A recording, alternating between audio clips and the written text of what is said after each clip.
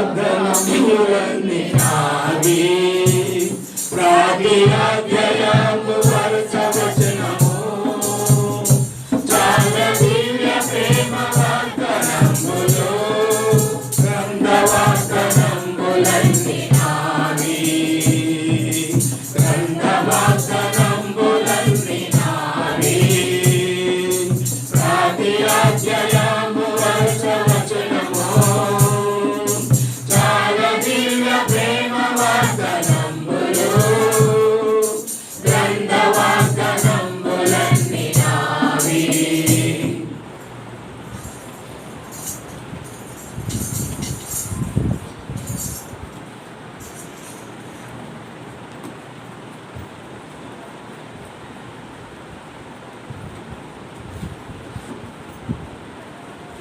ఈ మధ్యాహ్న కాలంలో మళ్ళా కొన్ని నిమిషాలు దేవుని వాక్యాన్ని ధ్యానం కలిగి ఉంటాం.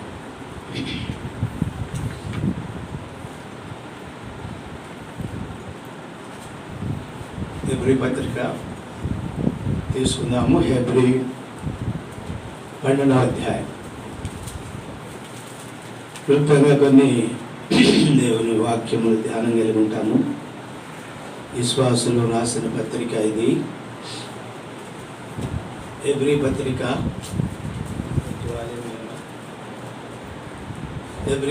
12వ అధ్యాయం 106 వచ్చిన కలిసి చదువుకుందాం. లేక మార్చి చదువుకుందాం. ఇందుకు ఒక సాక్ష్యమోహం మేఘం వలె మనల్ని ఆవరించినందున మనము కూడా ప్రతి భారమును సులువుగా చిక్కులు పెట్టు పాపమును విడిచిపెట్టి విశ్వాసము కర్త దాన్ని కొనసాగించేవాడినైనా యేసు వైపు చూచుచు మన ఏళ్ళుంచబడిన పందెంలో ఓపికతో పరిగెత్తుదాము.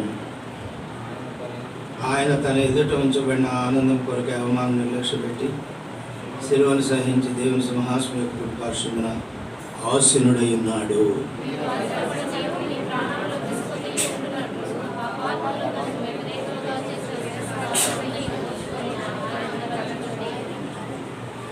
మీరు పాపంతో పోరాటంలో రక్తము కారునంతగా ఇంకా దాన్ని ఎదిరింపలేదు.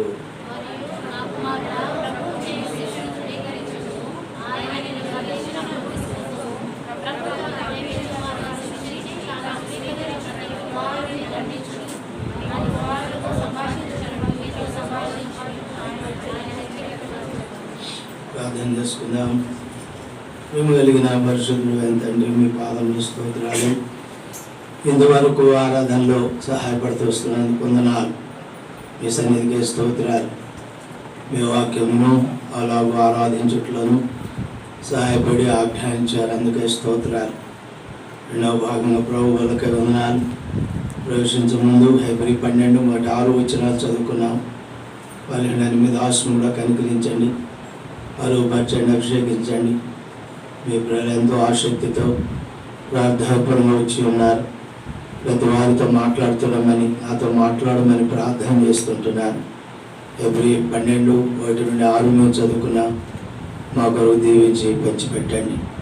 సమయం దీవెనకరంగా చేయి. ఎంతోమంది రాలేదు, కుటుంబాలుగా రాలేదు, వారి స్థలాలు ఖాళీగా ఉన్నాయి. వారిని కూడా ఈ సమయంలో ఎక్కడ నష్టపోతున్నారో విస్తారంగా ఊరికినే సమయాన్ని గడుపుతూ ప్రభు దినం పరిశుద్ధుల్లో లేకుండా ప్రభు బిడ్డలేని వారందరినీ కూడా దర్శించమని సన్నిధిలో ప్రార్థన చేస్తుంటున్నాం.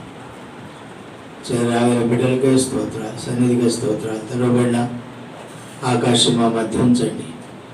మీ సన్నిధి మాతో ఉంచండి. మీ ఆత్మ సంచారం మాకు అనుగ్రహించు. నిస్పృహ మీ దాసుని సేవకుడు కనుగ్రహించి అభిషేకించి మీ నోటి పౌరుగా మీ దాసుడు మాట్లాడుతారండి. కేవలం మీరే మీ స్వరం మాకు వినిపింపచేయం. స్వరం ఇందులో కాక ఓ దేవా, మీ మెల్లని స్వరం మాకు ప్రత్యక్షపరచమని వేడుకుంటూ ఉన్నా. బోధిస్తున్న నేను కూడా భ్రష్టుని కాకుండానట్లు తండ్రి నాతో కూడా మాట్లాడమని మీ సన్నిధిని వేడుకుంటూ యేసు వారి నామములో స్తుతించి ప్రార్థించి వేడుకొంచున్నాము తండ్రి. హెబ్రీ పత్రిక 12వ అధ్యాయం. మనం ఇక్కడ కొన్ని వచనాలు మనం చూస్తున్నాం. ఇక్కడ గమనించినట్లయితే ఆయనందు మనం విశ్వాసం ఉంచవలెను. విశ్వాసంతో కూడా ఆయన వైపు చూస్తూ మనం సాగిపోవాలని మొదటి భాగాల్లోనే మన జ్ఞాపకం చేయబడుతుంది. 6 వచనాల్లో ఒకటి విశ్వాసం ద్వారా, విశ్వాసం నుంచి విశ్వాసం ద్వారా విశ్వాసం కర్తైన యేసు వారి వైపు చూచు సాగిపోవాలి పోతూ ఉంటే, 3వ అధ్యాయంకి వచ్చినట్లయితే హెబ్రీ 3:1 యేసు మీద లక్ష్యం ఉంచాలని, యేసు వైపు చూస్తూ ఆయన లక్ష్యం ఉంచుచు ఆయన తలంచుకొనుచు మన యాత్రా జీవితంలో సాగిపోవాలని భాగాల్లో మనం చూస్తూ ఉన్నాం. మొదటి ఏంటి అంటే, మన క్రైస్తవ జీవితంలో మనకు మాదిరిగా ఉంచబడిన ప్రభువారి అడుగుజాడలు, ఆయన మాదిరి కలిగిన జీవితం దేవుడు మనకు ఉంచాడు, అడుగుజాడలు ఉంచాడు. వాటిని వెంబడిస్తూ మనం వెళ్ళాలి. అదే సమయంలో మన క్రైస్తవ జీవితంలో మొట్టమొదటిగా యేసు వైపు చూచు సాగిపోవాలి. అంటే ఇంకెటు చూసినా మనం గమ్యం చేరలేము. ఏ వైపు మళ్ళినా, దేనికి లొంగిపోయినా, ఆకర్షించబడినా, గురి తప్పినా మనం అత్తరికి చేరలేము, గమ్యానికి చేరలేము. అందుకే మొట్టమొదటిగా రక్షించబడుతూ వస్తున్న మనం, విశ్వాసులమైన మనం విశ్వాసంతో యేసు వారి వైపు చూస్తూ వెళ్ళాలి. మనం మత్తయి సువార్త 14వ అధ్యాయానికి వచ్చినట్లయితే సీమోను పేతురును గురించి చూస్తాం. దయచేసి రండి, మత్తయి సువార్త 14వ అధ్యాయం. ప్రియులారా, ఇక్కడ యేసు వారు సీమోను పేతురు మనకు కనబడుతున్నారు ఈ అధ్యాయంలో. ఇక్కడ మనం గమనించినట్లయితే 14వ అధ్యాయంలో ఇక్కడ ఆ భాగాన్ని గమనిస్తే 29వ వచనం చదవండి. ఆయన రమ్మనగానే పేతురు ధోని దిగి యేసునంతకు వెళ్ళటం. ఆ గానే పెద్ద నష్టం. నడిచను అని ఆపితే బాగుండేదేమో. నడిచను గాని ఏదో ఉంది కీడు. ఆయన సందర్భాన్ని చూస్తే మనం యేసుప్రభువారు ఆ సముద్రంలో ఉన్నాడు. యేసుప్రభువారిని చూస్తున్న సీమోను పేతురు ఉన్నాడు. సీమోను పేతురుకు ఒక ఆశ ఉంది. నా ప్రభు నీళ్ళ మీద నడిచేవాడు జలముల మీద ఆశీనుడు కదా, ఇప్పుడు నేను కూడా నా ప్రభువుని నీళ్ళ మీద నడవాలని ఆశ ఉంది అని తను ఆశపడినాడు.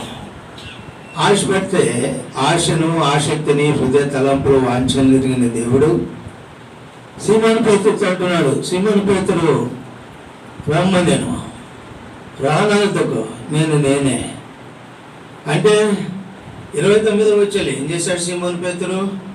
ఆయన రమ్మనగానే పేతురు ధోని దిగి యేసునతో వెళ్ళటకు నీళ్ళ మీద నడిచాను, కానీ ఆ గాలిని చూసి భయపడి మునిగిపో సాగి. కాబట్టి మన యాత్ర జీవితంలో మనం ప్రభువును చూస్తూ నడుస్తూ ఉన్నప్పుడు ఎన్నో గాలులు, తుఫానులు, అలలు, శోధనలు, వ్యాధులు, బాధలు లాంటివి రేపబడుచు మనం కలవర పెట్టేవిగా, మనం మళ్లించేవిగా, మన విశ్వాసాన్ని పాడు చేసేవిగా, మనల్ని భ్రష్టులు చేసేవిగా మనకు ఎదురవుతూ ఉంటాయి. వాటిని బట్టి వాటి వైపు మళ్ళీ వాటిని చూస్తూ గురి తప్పితే ప్రభువారి వైపు చూడటం మానుకొని ఇటువైపు చూస్తే మునిగిపోతాం. విశ్వాసంలోను, పందెంలోను, పోరాటంలోను మునిగిపోయినాడు సీమోను పేతురు. గాలిని చూసి భయపడ్డాడట. గాలిని సముద్రం గద్దించేవాడు నీ ఎదుట ఉంటే, ఆయన నిన్ను రమ్మంటుంటే, ఆయన సమస్తం లోబడుతూ ఉంటే, సమస్తం సృష్టికర్తని దేవుడి నిన్ను రమ్మంటుంటే, ఆయన సృష్టించిన గాలి లేక శత్రు సంబంధమైన అలలు, తుఫాను బట్టి చూసి భయపడి నష్టం తెచ్చుకోవటమా? ఇంతటి సీమోను 12 మందిలో కేఫా రాయిలాంటి వాడైన సీమోను పేతురు అనేసారి సీమోను అనుభవంలో మునిగిపోతున్నాడు. పేతురు రాయి, సీమోను ఇసుక, స్థిరం లేనివాడు, అస్థిరుడు, ధమనిస్తత్వం కలిగినవాడు. మనం ఎలా నడుస్తున్నాం? ప్రభువుని వెంబడిస్తున్నాం. మనకున్న కష్టాలు, ఇబ్బందులు, శ్రమలు విశ్వాసులారా మనం దేవుని మీద ఆధారపడి సంతోషంతో సాగిపోతున్నామా?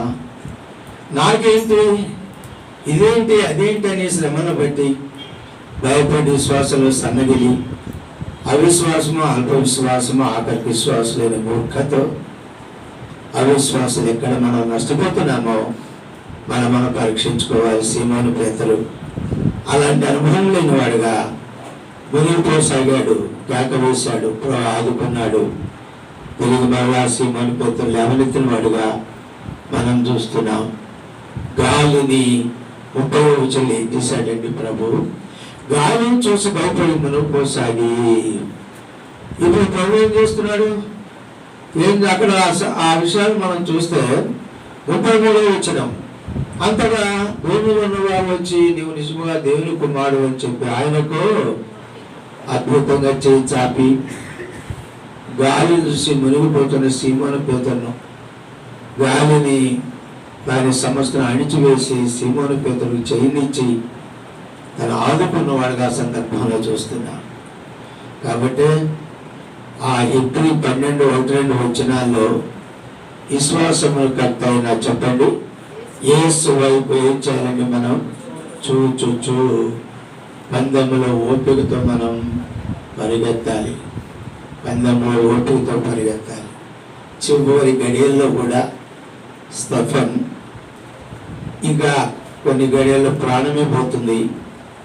ఒకవైపు రాళ్ళు తీసుకొని కొడుతున్నారు. అయినా కూడా స్టెఫన్ అంటే కిరీటం, ఈ స్టెఫను భక్తుడు ఎంత చక్కగా చూస్తున్నాడో పరలోకం వైపు. అపోస్తుల కార్యములు 7వ అధ్యాయం 55-56 వచనాలు. స్టెఫను వచ్చిన విషయాలు మనం చూస్తున్నాం. ప్రియులారా, విశ్వాసములు కర్తని యేసు వైపు చూడాలి. ఆఖరి వరకు చూస్తా ఉన్నాడు స్టెఫన్. సహించాడు, ధరించాడు, దర్శనాన్ని పోగొట్టుకోవడానికి ధైర్యం తెచ్చుకున్నాడు. విజయవంతంగా ప్రభు చెంత చేరిన వాడు, ప్రభు కొరకు సాక్షి అయిన వాడు. అపోస్తుల కార్యం 7వ అధ్యాయం 55వ వచనం అండి. అయితే అతడు పరిశుద్ధాత్మతో నిండుకున్నవాడై ఆకాశం వైపు తేరి చూసి దేవుని మహిమను, యేసు దేవుని కుమారుని ఆ కుడిపార్శ్వమున నిలిచినడు చూచి ఆకాశం తెరవబడి మనిషి కుమారుడు దేవుని కుడి పార్శ్వమందు నిలిచినడు చూచున్నానని నేను చూస్తున్నా. మీరేమైనా చేసుకోండి. రాళ్ళు తీసుకొని కొడతారా, కొట్టండి. ఏ విధంగా నక్షత్రవాద చేస్తారో చేయండి. నా ప్రభు లోకాన్ని జయించి తండ్రి కుడి పార్శ్వము కూర్చున్నాడు. నా ప్రాణం పోతే నేను కూడా నా ప్రభుతో ఉంటాను. ఏ విధంగా ఒక విధంగా నేను నా ప్రాణం ఇవ్వవలసింది ప్రభుని బట్టి. అయితే నేను ఒకటి చూస్తున్నా, నా ప్రభు తండ్రి కుడి పార్శ్వమున కూర్చున్నాడు. నేను చూస్తున్నాను. పేతురు చెప్పగలిగాడా? ఎంత అవమానం! స్టెఫన్ అంటున్నాడు, స్టెఫన్ శ్రమ పేతురుకు లేదు. పేతురు అల్ప విశ్వాసం అయిపోయినాడు దానిలోనే. స్టెఫన్ పరిస్థితులు ఏంటి? రాళ్ళు తీసుకొని కొడుతున్నారు, గాయాలు, రక్తం స్రవిస్తుంది, ప్రాణం పోయినంతగా కొడుతున్నారు, భయపడి కొడుతున్నారు, పుండ్లు వేడికి కొడుతున్నారు, దుర్మీగా పడ్డారు, చిత్రవద చేస్తున్నారు. అయినా కూడా నేను నా ప్రభువుని చూస్తున్నాను. నిద్రపోతున్నారు చాలా మంది. ఓ నిద్రపోతా ఏమొచ్చింది నీకు అసలు? నిద్ర మోకాలు వేసుకొని, వాళ్ళు వేసుకొని, జాగేసుకొని అందుకే దేవుని మందిరానికి వచ్చేది. ఆ నిద్ర భయంలో ఒక్కటి బేకులు లేదా పక్కండి నువ్వు వెళ్ళిపోయి ఉంటావు కదా. ఎందుకు వస్తుంది నిద్ర? నిద్రపోతానే బలలో చేస్తావా? నీకు నిద్ర అందుకే నిద్రించారని రాయబడింది అక్కడ. వాక్యం వినాలి, పరీక్షించుకోవాలి, జాగ్రత్త కలిగి ఉండాలి. అలాగే మనం చేయాలి. ఎంతమంది నిద్రపోతున్నారో లేపేదా?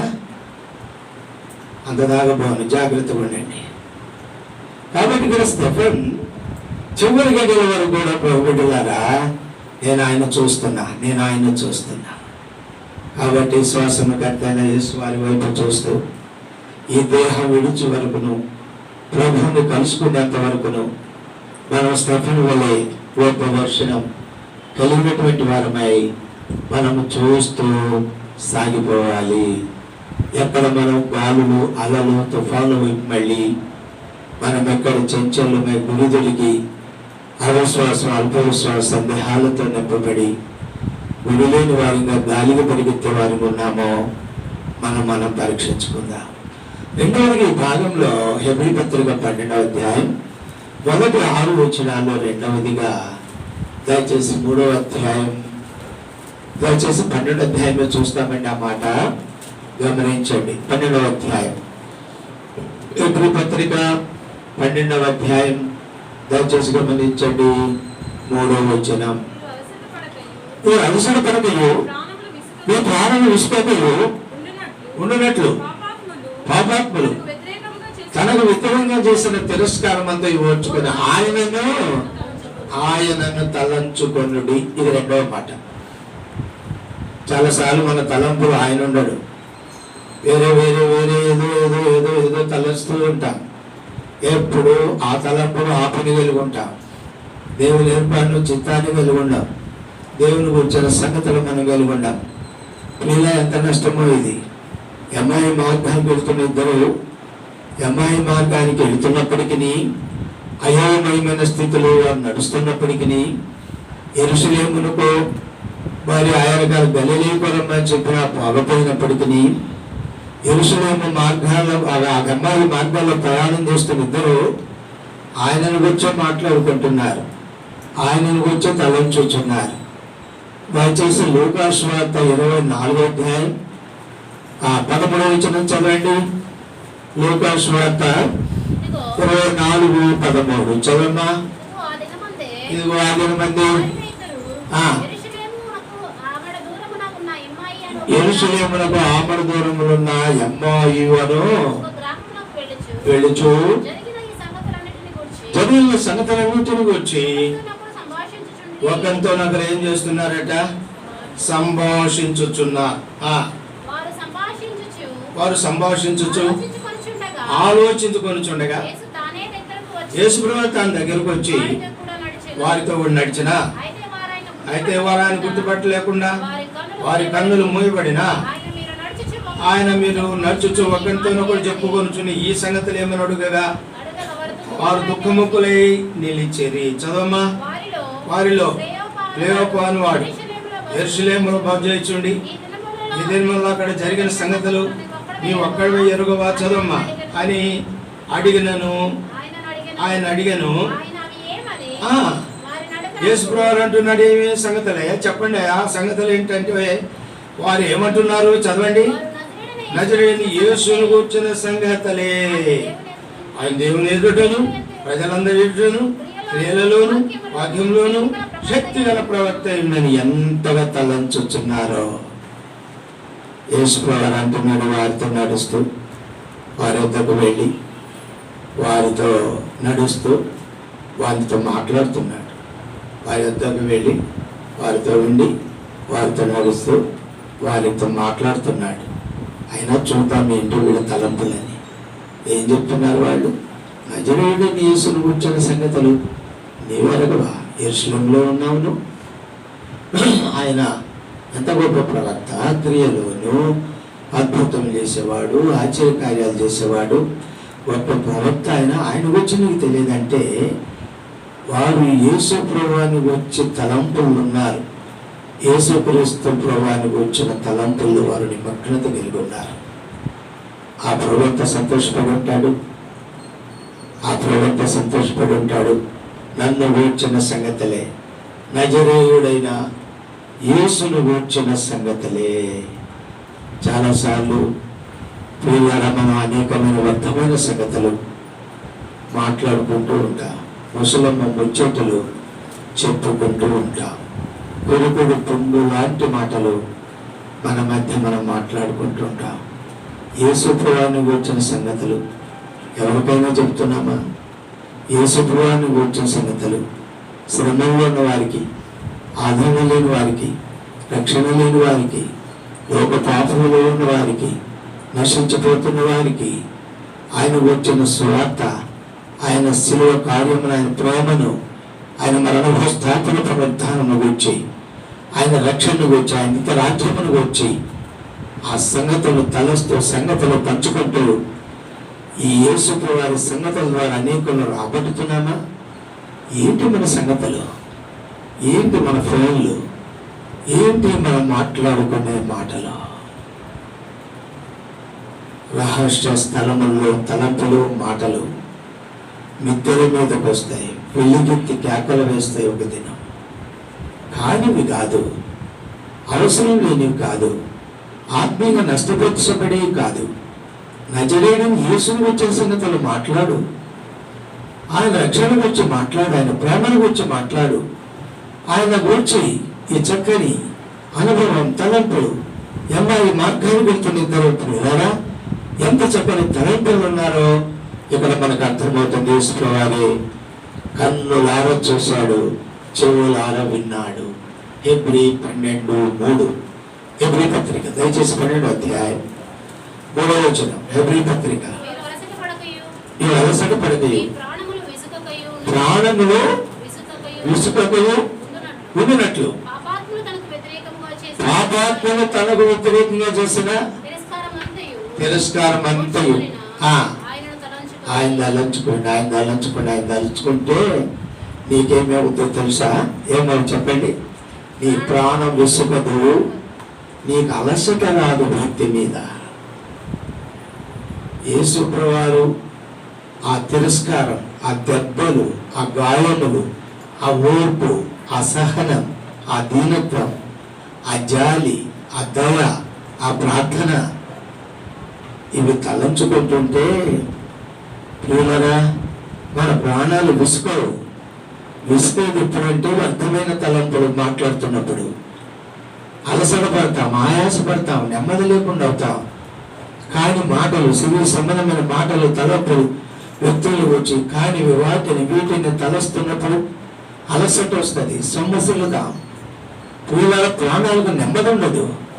యేసుప్రభువుని గురించి కనుక మనం తలంచుకుంటే, తలంపులు వెలుగుంటే, ఆయన ఓర్పును, ఆయన సహనాన్ని, ఆయన దీర్ఘశాంతాన్ని, ఆయన యొక్క ఉదాహరణంతటిని మనం తలంచుకుంటే మనకి ఎంత నెమ్మదో, ఎంత సమాధానమో, ఎంత సమాధానమో. ఈ మధ్య అనేక అనుభవాలు కూడా ప్రభువును అందిస్తున్నాడు. నేను హృదయపూర్వకంగా అప్పగించుకుంటున్నాను శ్రమలకి. నా ప్రభువు నాకంటే ఎంత శ్రమ అనుభవించాడు. కేవలం ఒక ఇంజక్షన్ చేస్తున్నారు, అది నొప్పే. ఎంతది? నా ప్రభు కొట్టిన శీలలంతా నా ప్రభు కంటే ఎక్కువ శ్రమ పడుతున్నానా? ఆయన అనుమతించాడు. శ్రమ కలిగి ఉండటం మేలు అన్నాడు భక్తుడు.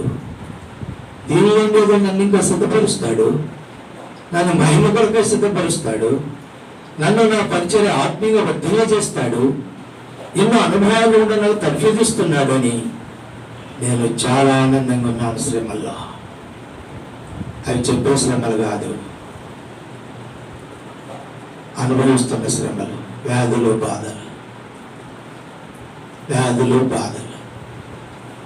35 దినాలు స్నానం వెళ్ళకుండా ఉంటే ముఖానికి నీళ్లు కానీ, మళ్ళా 14 దినాలు మళ్ళా ముఖం గడకూడదు, ఆ చెయ్యి తడవకూడదు. ఎందుకు వస్తున్నాయి శ్రమలు? ఇదేంటి ఈ విధమైన శ్రమలు? ఆయననే సంతోషం ఉన్నా అవి అన్నదగినవి కావు. దేవుడు నాకేదో నేర్పిస్తున్నాడు. ఎప్పుడు నేర్చుకునే వారిమే మనం. నేర్పించే గురువు ఆయన, నేర్చుకునే శిష్యుడు మనం. శిష్యుడు అంటే నేర్చుకునేవాడు, క్రైస్తవుడు అంటే జీవితాంతం ప్రభు పాదములకు నేర్చుకునేవాడు. అప్పుడే మనం మహిమ కొరకే సిద్ధపరచబడగలం.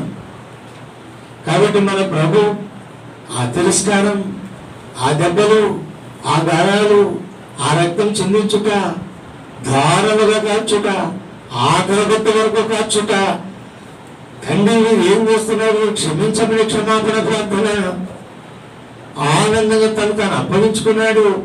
శ్రమను విజయవంతంగా జయించాడు, మహేంద్రుని చేర్చబడ్డాడు. స్థపనగా చూస్తున్నాడు. నా ప్రభువు నా తన దాస్యమును కూర్చుండటం నేను చూచితని. శ్రమలు అనుభవించాడు, గాయాలు అనుభవించాడు, తిరస్కారం అనుభవించాడు, ఓర్చుకున్నాడు, విజయవంతంగా అన్ని జయించాడు. ఇదిగో మహిమలో ఉన్నాడు నా ప్రభువు. కాబట్టి ప్రియులరా, ఆయన తలంచుకొచ్చున్నప్పుడు మనము పొందే శ్రమలు, కష్టాలు, వ్యాధులు అవి ఎన్నదగినవి కావు.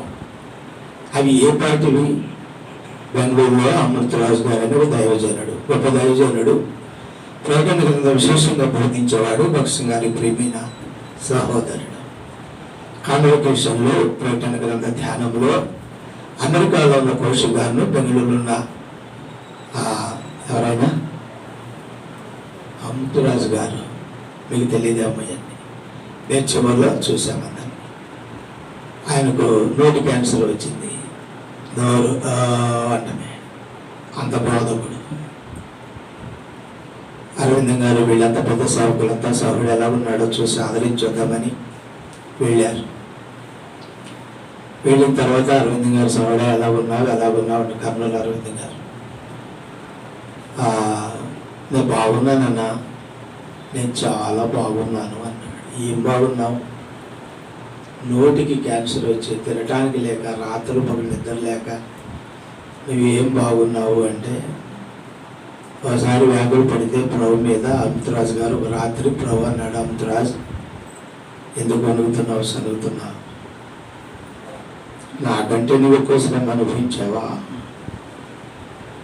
నీ భార్య ఉంది, నీ పిల్లలు ఉన్నారు, నీ డాక్టర్లు ఉన్నారు, పరిశుద్ధులు ఉన్నారు, రాత్రి నీ సేవ చేస్తున్నారు.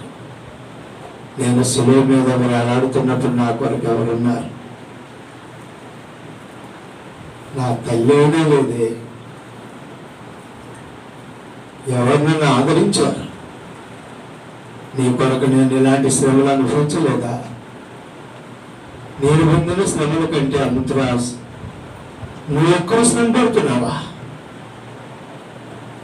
కళ్ళు తెరవబడినాయి, లేదు ప్రభా నన్ను క్షమించు. వెళ్ళిన తర్వాత అంటున్నాను, నేను చాలా బాగున్నాను, నా ప్రభు నా కొరకు అనుభవించిన శ్రమల్లో నేను అనుభవిస్తుంది ఏ పాటిది?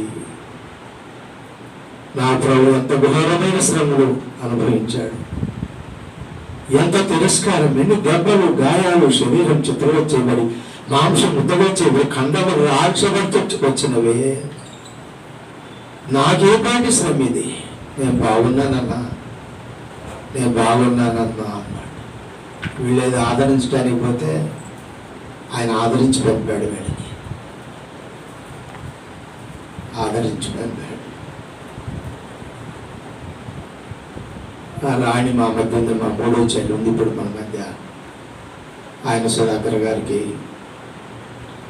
ఆ మిషన్లో పడి చెయ్యి మనకటి వరకు కరిగిపోయింది, ప్రయత్నించారు, అది మాత్రం వీలు కాలేదు, తీసేయాల్సి వచ్చింది, కట్ చేశారు. ఆ తర్వాత నేను ఊరి నుండి వెళ్ళాను చెన్నై. ఆయన ఇటు కట్టుకొని పెట్టుకొని ఉన్నాడు చెయ్యి. చాలా సౌందర్యవంతుడు, కంపెనీలోనే సౌందర్యవంతుడు సుధాకర్. మేనేజ్మెంట్ అంది, కొన్ని కోట్లైనా కూడా సుధాకర్ చెయ్యి ఉండాలి. ఈ అవంతి లిమిటెడ్లో సుధాకరే చాలా చక్కని సౌందర్యమైన క్రమం కలిగిన వాడు. చేయి తీసేయటానికి వీల్లేదని మేనేజ్మెంట్ చెన్నైలో కూర్చున్నారు, లాడ్జింగ్లు తీసుకొని వీలు కాల. ఆ పరిస్థితిలో నేను వెళ్ళాను, ఎలా చూడాలి మనుషుల్ని తమాయించుకొని లోపలికి వెళ్ళాను. దుఃఖం ఆగటంలో నన్ను ఎలాగుండేవాడు, ఏంటి రూపం, పెద్దలో ఇక్కడుండే ఏడ్చుకుంటూ తమాయించుకుంటూ దగ్గరికి వెళ్ళి ఎలా ఉన్నావంటే ఆయన అన్నాడు, నేను చాలా బాగున్నాను బావగారు, నేను చాలా హ్యాపీగా ఉన్నాను. అదేంటి హ్యాపీ? ఇదే దేవుని బట్టి. నా ప్రభు అంతకంటే శ్రమ అనుభవించాడు, అందరికీ సువార్త చెప్తున్నాడు. ఆ చెయ్యి అట్ట పెట్టుకొని ఆ కాళ్ళు చేతులు ఇరుగున దగ్గరికి వెళ్ళి యేసు ప్రభు నమ్ముకోమని చెప్తా ఉన్నాడు ఆయన. నేను వెళితే నన్ను ఆదరిస్తున్నాడు, నన్ను ధైర్యపరిచాడు.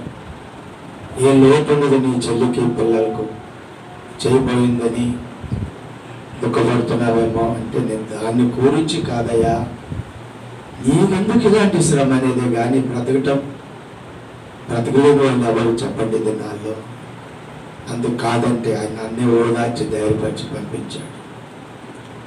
ఇలాంటి వారు నిజంగా ఎంత శ్రమలు విజయవంతంగా భరించిన వారు. ఇవన్నీ మన అనుభవాలు. కాబట్టి ఆయన తలంచుకోవాలి.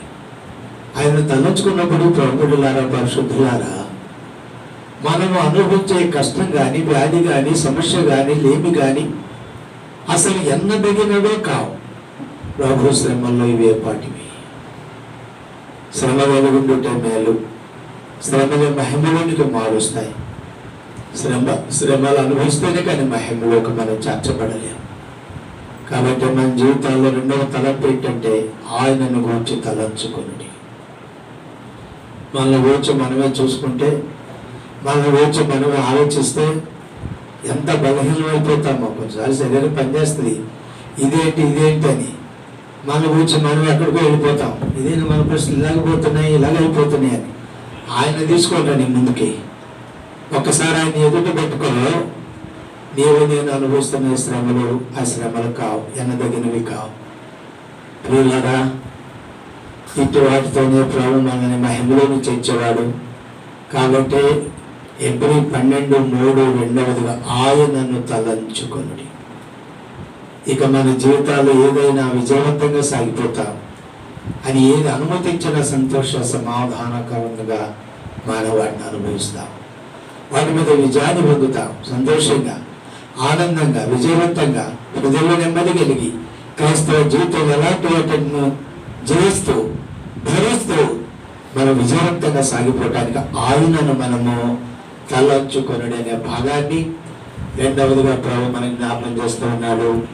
ఆయనను తలంచుకొనుడి, ఆయనను తలంచుకొనుడి. ఆయన గురించిన అవగాహన మనకెంతో అవసరం. ఆయన గురించి తలంపును ఆ అమ్మాయి మార్గానికి వెళుతున్న వారు దేవుడు వాడితో ఉండి వారిని దర్శించాడు. మార్కు సువార్త 6వ అధ్యాయం 49-50 మార్కు సువార్త 6వ అధ్యాయం ప్రియులారా 49-50 చూడండి. సముద్రం మీద ఆయన నడుచుట వారు చూసి భూతమని తలంచి వారు కేకలు వేసిరి. కేకలు వేసి చదవమా. తొందరపడగా పలుకరించి ధైర్యం తెచ్చుకోండి, నేనే భయపడకుడని ధైర్యము తెచ్చుకొనుడి, నేనే భయపడకుడని చెప్పాను.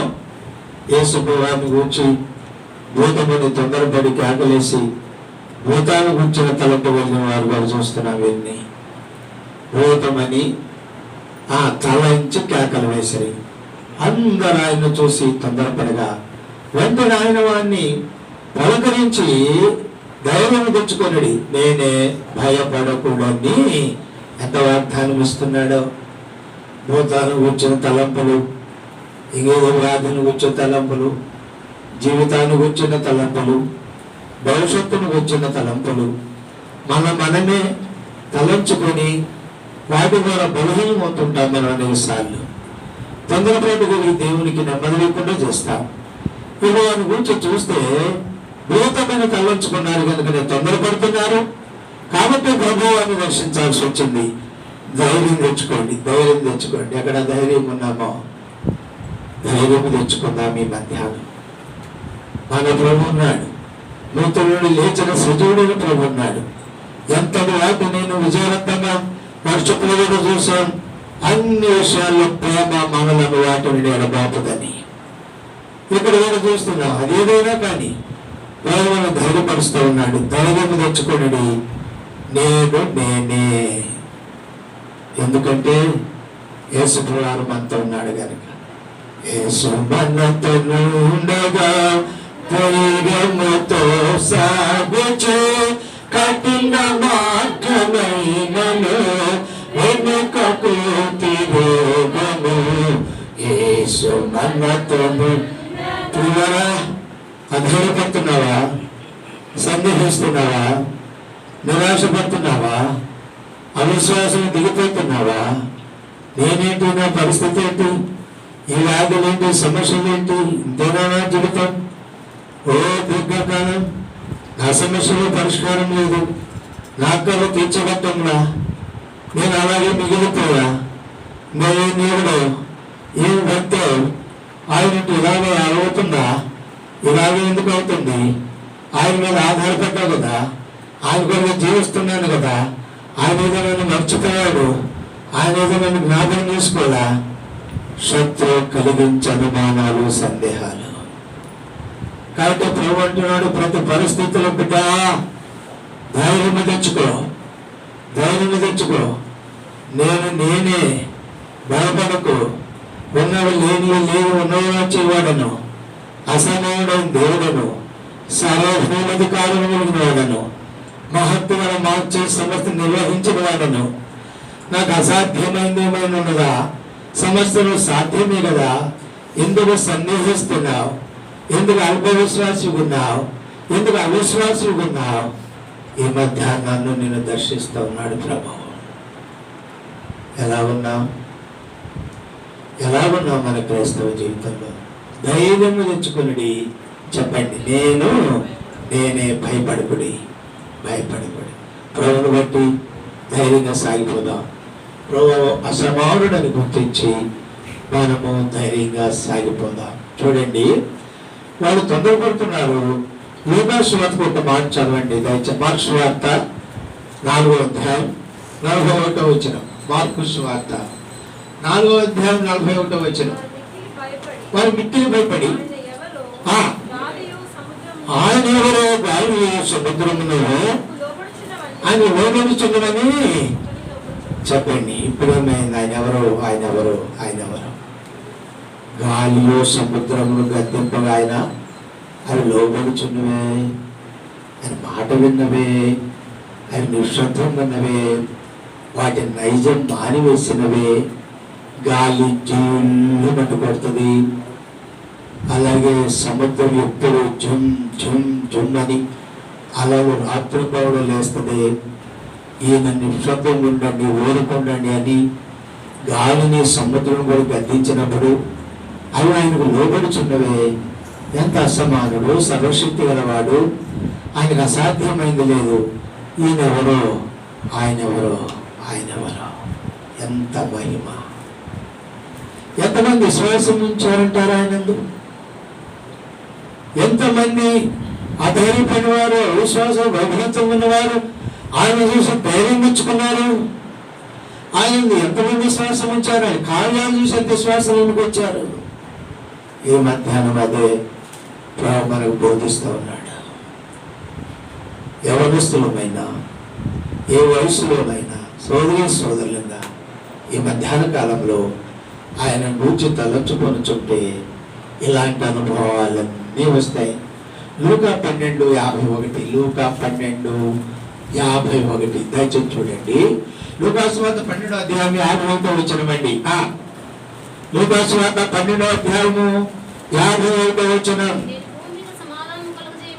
నేను భూమిలో సమాధానం చేయవచ్చునని మీరు తలంచుకుంటున్నారు కాదు, వేదమును కలుగు వచ్చి మీతో చెప్పుచున్నారు. ఇమ్మడండి ఒక ఇంట్లో 5 ఓడిపడి ఇద్దరు విరోధంగా ముగ్గురు విరోధంగా ఇద్దరిని ఉందరు.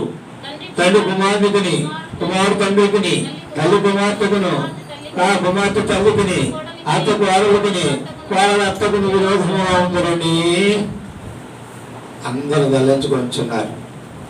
ఆయన సమాధానం కలిగజేసే దేవుడు, ఆయన ఐక్యతను కలుగజేసే దేవుడు, ఆయన మేలే చేసే దేవుడు అని తలంచుకొనిచున్నారా? మీరు నన్ను గూర్చిన మీ తలంపులు సరైనవి కావు. చాలాసార్లు సమాధానకర్త, సమాధాన కారకుడు, సమాధానమై ఉన్నాడని ప్రభువును ఆరాధిస్తుంటాం, సమాధాన పడుతుంటాం. అదే సమయంలో ఈయనంటాడు, ఏంటి నన్ను గురించి మీరు తలంచుకునేది? సమాధానాన్ని కలుగజేయవచ్చునని మీరు తలంచుకొంచున్నారంటే సమాధానం ఇవ్వటానికి వచ్చారు. అదంతైనా వాస్తవమే. అదే సమయంలో నన్ను బట్టి ఒక కుటుంబంలో ఒకరిని ఒకరు వేరవుతారు. ప్రసవదు, గిట్టదు. ఎందుకంటే ఒకరు శరీరులు, ఒకరు ప్రకృతి సంబంధులు, ఒకరు ఆత్మీయులు. ఎలా సమాధానం ఉంటుంది కుటుంబాల్లో? సరైన విశ్వాసి, ఆత్మీయురాలైన విశ్వాసి, ఆత్మీయుడైన విశ్వాసి దేవుని కొరకే జీవిస్తాడు, దేవుని నామ ఘనత కొరకు జీవిస్తాడు. అది అయినా అందులోనే భర్త భార్య శరీర సంబంధాలు ఉంటారు. పోరాటమే. ఇంకా ఈ విషయాలు మనం జాగ్రత్తగా గమనించాలి. భర్తతోనూ భార్యతోనూ. అదే సమయంలో ప్రకృతి సంబంధులు వాటిని వీటిని బట్టి ఆకర్షించబడి మండుకునేవారు. కుమారులు కుమార్తెలు ఎవరో ఒకరు ఇలాంటి వారందరూ మన కుటుంబాల్లో ఉంటారు. కుమార్తె తల్లికి తల్లి, కుమార్తె కోడలు అత్త కోడ వీళ్ళని పట్టుకుంటాం, కానీ అత్త కోడ గిట్టదండి, అత్త కోడ గిట్టదండి. యావరేజ్ మీద మనం ఆలోచన చేస్తాం. కూతురిగా తల్లి కూడా గిట్టదు, తల్లికి కూతురు కూడా గిట్టదు. ఎప్పుడు పోరాటమే. కొందరు బయటపడతారు, అమ్మ ప్రభు నమ్ముకున్నాం కదా, అంత పబ్లిక్ అయితే బాగుండదని దాపగాపు గొనుగుతూ సంపాదించుకుంటూ కన్నీళ్ళు కారుస్తూ వస్తుంటాం. ఆశ్చర్యపడబాకండి, ఇవన్నీ దిగులు పడబాకండి. నేను ప్రభువుని నమ్ముకుని నేను ప్రార్థన చేస్తుంటే నా భర్త సహకరించడే, నా బిడ్డ సహకరించదే, నా కుమారుడు సహకరించడే అని కొన్నిసార్లు దుఃఖాక్రాంతులం అవుతాం. ప్రభువే చెప్పాడు. అది వారికి అనుభవం లేదు, వారికి స్థానం లేదు, అర్థం చేసుకునే శక్తి లేదు. వారి కొరకు ప్రార్థిస్తూ మనం దాన్ని మార్చుకోవాలి. కానీ ఆ సందర్భాలు ఉన్నప్పుడు ఏదో ఆశ్చర్యకరమైందని దుఃఖపరచు, దిగజారిపోయింది, నిరాశపడకొద్దని ప్రభు మనకి జ్ఞాపకం చేస్తున్నాడు. భేదములు కలుగుటకే నేను వచ్చి తిని. భేదాలు ఉంటాయి, భిన్నాభిప్రాయములు ఉంటాయి సంఘంలో కూడా. ఎందుకు వస్తున్నాయండి భేదాలు? ఎందుకు వస్తున్నాయి భిన్నాభిప్రాయాలు అంటే ప్రభు నామాన్ని బట్టి ప్రభు ప్రజలను శరీర సంబంధులు ప్రకృతి సంబంధులు సంఘములు ఉన్నారు కాబట్టి భేదాభిప్రాయములు భేదాలు వస్తాయి. గ్రూపులు డివిజన్లు ఇవన్నీ కూడా సంఘము కదా. ఎందుకు వస్తాయి అని ఏడుస్తాం. ఖచ్చితంగా వస్తాయి. నేను భేదములు కలుగుదేని వచ్చి తిని. కాబట్టి మనం ఆత్మీయులుగా ఉన్నామా, శరీర సంబంధంగా ఉన్నామా, ప్రకృతి సంబంధంగా ఉన్నామో మనం పరీక్షించుకుందాం. ప్రభు బలలో మనం ప్రవేశించముందు ప్రభు బిడ్డలారా మనం పరీక్షించుకుందాం. కాబట్టి ప్రభు దయచేసి గమనించండి. హెబ్రీ పత్రిక 7వ అధ్యాయం 25వ వచనం. ఇంకెందుకు వచ్చాడు యేసుప్రభువు వారు? ఏంటి ఆయనకు వచ్చిన తలంపు? భేదములు కలుగు చేయటికి వచ్చాడు. చూడండి, హెబ్రీ పత్రిక 7:25. ఈయన తన ద్వారా దేవుని ఎదురు వచ్చి వారి పక్షంన విజ్ఞాపనము చేయటము నిరంతరము జీవించున్నాడు గనక వారిని సంపూర్ణంగా రక్షించడం ఏమైనాడు చెప్పండి? శక్తిమంతుడు. ఈయన తన ద్వారా చెప్పండి, దేవుని ఎదురు వచ్చి వారి పక్షం ఏం చేస్తున్నాడట? విజ్ఞాపన చేసే ప్రధాన యాజకుడుగా మన కొరకున్నాడు. ఆయన ద్వారానే రక్షణ, ఆయన ద్వారానే రక్షణ. తలంచాలి మనం ఈ మధ్యాహ్నం. రక్షించబడినావా? నీ పాపాలు క్షమించబడినవా? ఇక్కడ చేరినవి ఎవరు విన్నా తన ద్వారానే రక్షణ, తన ద్వారానే రక్షణ. తన విశ్వాసం ఉంచు ద్వారా రక్షణ.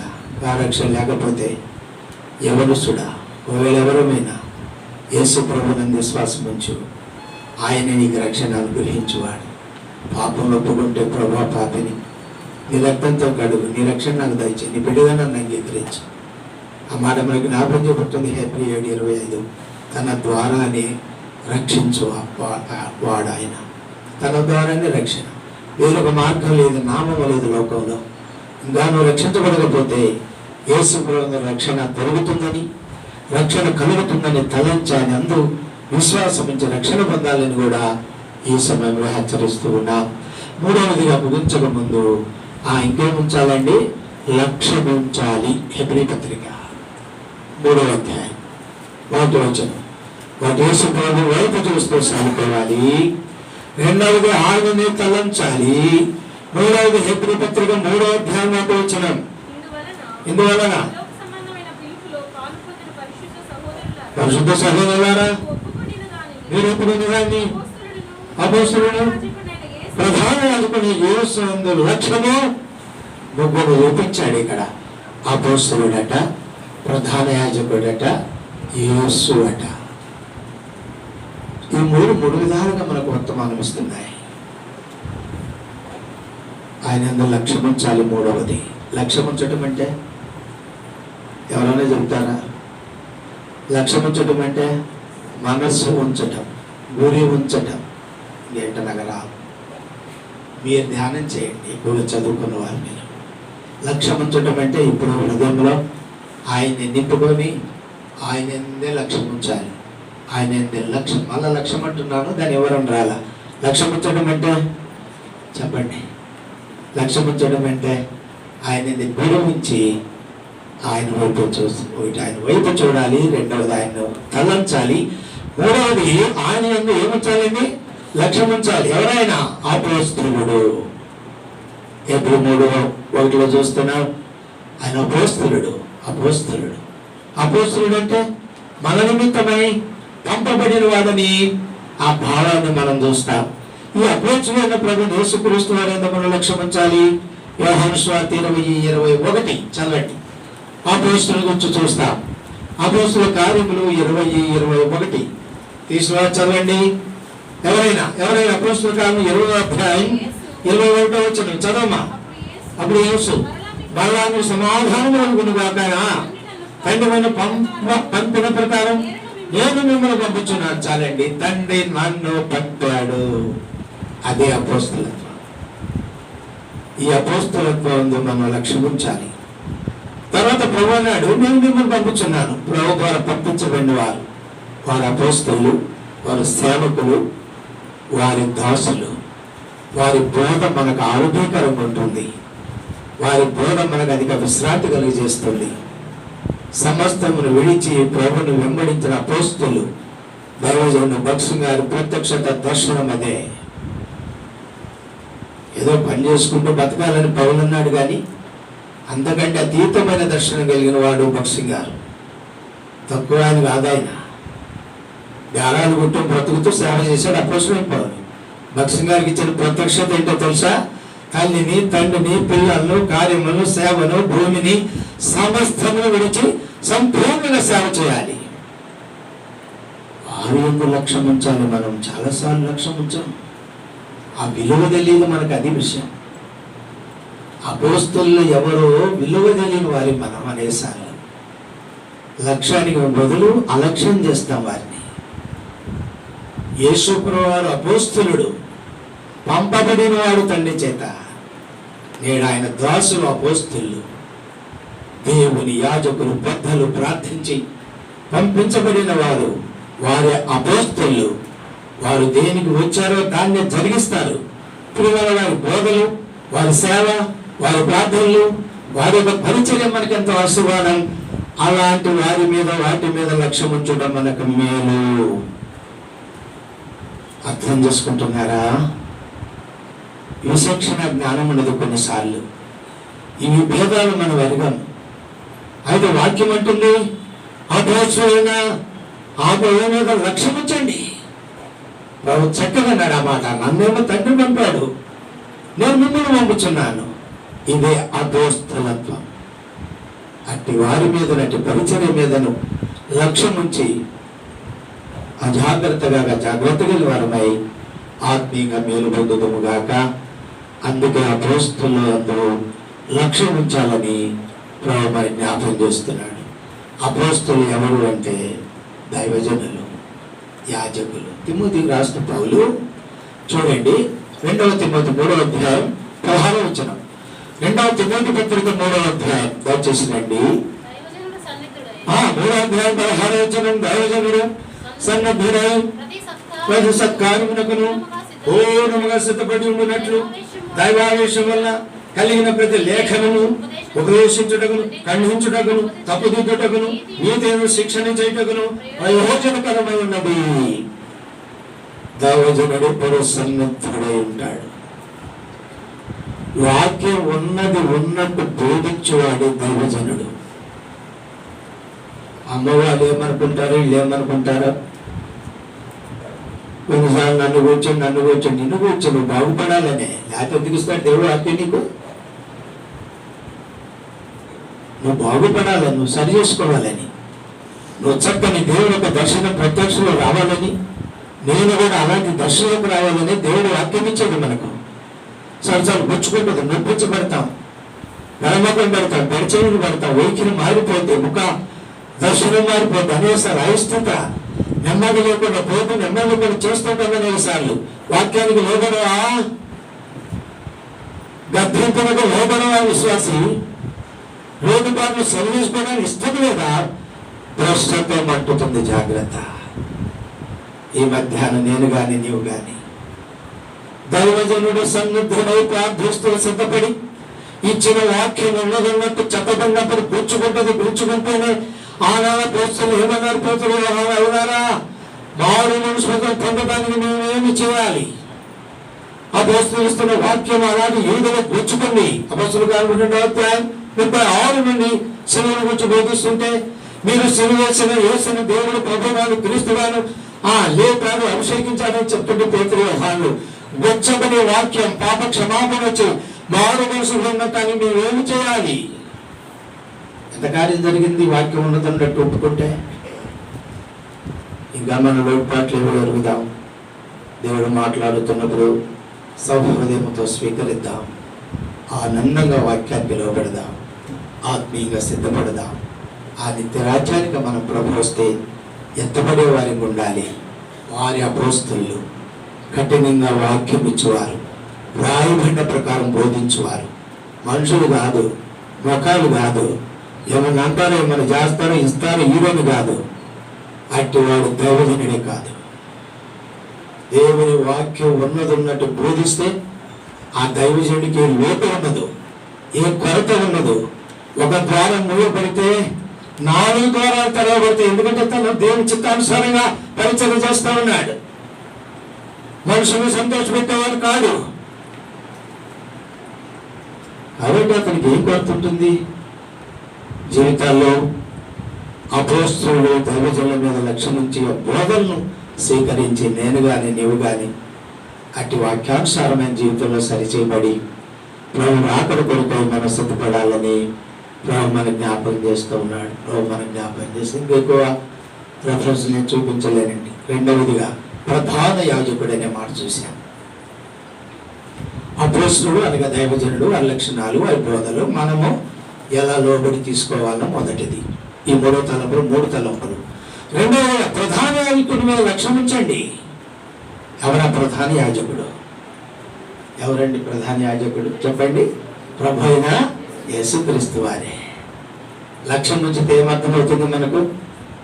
తండ్రి కుడి పార్శ్వమున నీ కొరకు నా కొరకు నిలిచి ఆయన ప్రధాన యాజకుడుగా విజ్ఞాపనము, సంఖ్యాకాండం, లేక ఈ ప్రధాన యాజకుడిని గురించి ఒక మాట చూస్తాం. ఎబ్రీ పత్రిక 2:17 దయచేసి చూడండి. ఎబ్రీ పత్రిక 2వ అధ్యాయం 17వ వచనం చదవమ్మా. అవునా, ప్రజల పాపములకు పరిహారము కలుగజేయుటకై దేవుని సంబంధమైన కార్యములలో కనికరమును నమ్మకమును గల ప్రధాన యాజకుడని అన్ని విషయముల్లో. కాబట్టి యేసుప్రభుని గురించి ఈ సంగతులు చూస్తున్నాం. సహోదరుల వారిలో ఒక్కడు ఆయన శోధింపబడ్డాడు, పాపం లేని వాడికి జయించాడు. అదే సమయంలో ఈ ప్రధాన యాజకుల లక్షణం ప్రజల పాపము పరిహారం కలుగజేయుటకై దేవుని సంబంధమైన కార్యముల్లో కనికరమును నమ్మకం గల ప్రధాన యాజకుడి నిమిత్తం అన్ని విషయములు ఆయన తన సహోదరుల వంటి వాడు కావాల్సి వచ్చాడు. ఇది ప్రధాన యాజకుడి యొక్క లక్షణం. మనందరం క్రొత్త నిబంధన ప్రకారం 1 పేతురు 2వ అధ్యాయం 5వ వచనం ప్రకారం పరిశుద్ధ యాజకులు. ప్రకటన గ్రంథం 22:4 ప్రకారం మనందరం కూడా ఆయన దాసులమే. కనుక నిద్రపోతున్నారు వాళ్ళ తట్టు వాక్యం వింటానికి కాదు వచ్చేది. ప్రధాన యాజకులు మన కొరకు ప్రభు. ఎబ్రీ పత్రిక 7వ అధ్యాయం 23 నుండి చదవండి. ఎబ్రీ పత్రిక ప్రధాన యాజకుని లక్షణం. నేడు నీవు నేను మనమే, ప్రభు కాదు మనందరము కూడా. 7వ అధ్యాయం 23వ వచనం. మరియు ఆ యాజకుడు మరణ పొందుడి చేత ఎల్లప్పుడూ ఉండ సాధ్యము కానందున అనేకులేరుగా నీ చదవమ్మా. ఈయన నిరంతరం ఉన్నవాడు కనుక మార్పు లేని యాజకత్వం కలిగిన వాడు ఆయన. చదవమ్మా.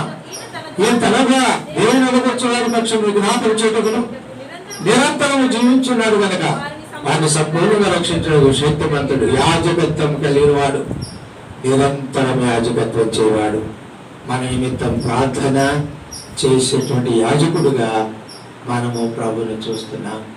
నీవు నేను వాడికి 26వ వచనానికి వస్తే ఆయన మనకు సరిపోయిన వాడు. అదే మన ధైర్యం. ఇప్పుడు 7:26లో ఈ ప్రధాన యాజకుడు మనకి ఎలాంటి వాడు చెప్పండి? అరకొరత కలిగిన వాడా, అసంతృప్తి కలిగిన వాడా, చాలని వాడా, మనల్ని సంపూర్ణంగా రక్షించడం చేతగాని వాడా? ఆయన మనకు సరిపోయిన వాడు అన్నాడు హెబ్రీ గ్రంథకర్త. ఎంత సరిపోయిన యాజకుడు మనకు! మరి మనం ఏం చేయాలి? మనమును యాజకత్వం కలిగి అనేకులు కూడా ప్రార్థన చేయాలి. తన ద్వారా అనేకులు రక్షించబడుతున్నారు కదా, మన ద్వారా కూడా అనేకులు రక్షణలోనికి తెచ్చేటువంటి పరిచయం మనం కలిగి ఉండాలి. ఈ యాజకత్వం కలిగి ఉండాలి. ఎందుకు లక్ష్యం ఉంచాలి? అపోస్తలుడి మీద ఎందుకు లక్ష్యం ఉంచాలి? ఎందుకు యాజకుడి మీద లక్ష్యం ఉంచాలి? మన జీవితాల్లో 3వ మాటలో ఈ 2 తలంపులు ఆయన మీద లక్ష్యం ఉంచాలి. అపోస్తలుడిగా ఆయన బోధలందు లక్ష్యం ఉంచాలి. ఆయన లక్ష్యం ఉంచాలి ప్రధాన యాజకుడుగా. ఆయన మనం సరిపోయిన వాడు. సందేహించకు, అనుమానించకు, ధైర్యం తెచ్చుకో. అలాగే విజ్ఞాపన ఆత్మను కలిగి మనం ప్రార్థన చేయాలి. ఎందుకు ఆయన లక్ష్యం ఉంచాలి? తన ద్వారా అనేకులు రక్షించుటకు, ఆయన సంపూర్ణంగా రక్షించుటకు సమర్థత కలిగిన వాడు. నేను నీ నా ప్రార్థన, నీ నా స్వార్థ సేవ అనే పరిచర్యలు అనేకుల కొరకు ఉపయోగపరచబడి అనేకులు రక్షణను తెచ్చి అనేక ఆత్మల కొరకు అప్పగించబడుతున్న యాజకత్వం మనకున్నదే గుర్తించి ఆ పని పరిచయలో నిలిచి ఉండాలని వ్యక్తిగతంగా, కుటుంబంగా, సంఘంగా కూడా మనకు జ్ఞాపకం చేస్తా ఉన్నాడు. 3వ మాట, యేసునందు లక్ష్యముంచు. యేసు రక్షకుడు, దేవుడు, దేవాతి దేవుడు. ఆయన ఎందుకు లక్ష్యం ఉంచి ఆయన మాట వినాలి. మనం ఆయన ఎందుకు లక్ష్యం ఉంచి ఆయన మాట విని ఆయనకు లోబడాలి. యాత్రా జీవితంలో ఐగుప్తుని విమోచించబడి కనానికి వస్తున్న ఇశ్రాయేలు జీవితంలో సంఖ్యాకాండం 14వ అధ్యాయం చూడండి 11వ వచనం. సంఖ్యాకాండం 14:11 దయచేసి గమనించండి. తండ్రి దేవుడు అంటున్నాడు, ప్రభు అంటున్నాడు. చదవమ్మా. యెహోవా, ఈ ప్రజలు ఎన్నాళ్ళ వరకు నన్ను అలక్ష్యము చేయుదురు? చూచి ఎన్నాళ్ళు నేను వాళ్ళ పక్షాన కార్యాలు చేస్తున్నాను, స్వస్థత ఇస్తున్నాను, ఐశ్వర్యం ఇస్తున్నాను, ఉద్యోగాలు ఇస్తున్నాను, పిల్లల్ని ఇస్తున్నాను, భవనాలు ఇస్తున్నాను, తిని త్రాగటానికి ఏం లోపే చేయలే నేను. వారి యాత్ర జీవితంలో ఇశ్రాయేలీయులు 40 సంవత్సరాలు విత్తల పనులు పండల కష్టపడల దేవదూతల ఆహారములు బండ నుండి నీరు తెప్పించి నేను పోషి సంరక్షిస్తున్నాను. అరణ్య మార్గముల్లో రాత్రి వేళ పగటి వేళ అగ్నిస్తంభంగా, రాత్రి వేళ అగ్నిస్తంభంగానే, పగటి వేళ మేఘస్తంభంగా వెళ్తే ఎండ తగలకుండా ఆలోచనలో వెన్నెల వారికి చల్లని వెలుగునిస్తూ రాత్రి వారి ముందు ఉంటూ వెనక ఉంటూ నేను వీరి పక్షాన ఎన్ని కార్యాలు చేశాను, ఏమి చేశాను, ఎంత చేశాను, వీరు నా యందు లక్ష్యం ఉంచటంలా. యేసునందు లక్ష్యం ఉంచని అన్ని ఇస్తున్నా ఆయన ఎందు లక్ష్యం ఉంచాం. అన్ని అనుభవిస్తున్నా కూడా ఆయన లక్ష్యం ఉంచి గర్విస్తాం. నాది నేను, నా వలన, నా కష్టార్జిత, నా పిల్లలు, నా కొన్ని డబ్బాలు కొట్టుకుంటూ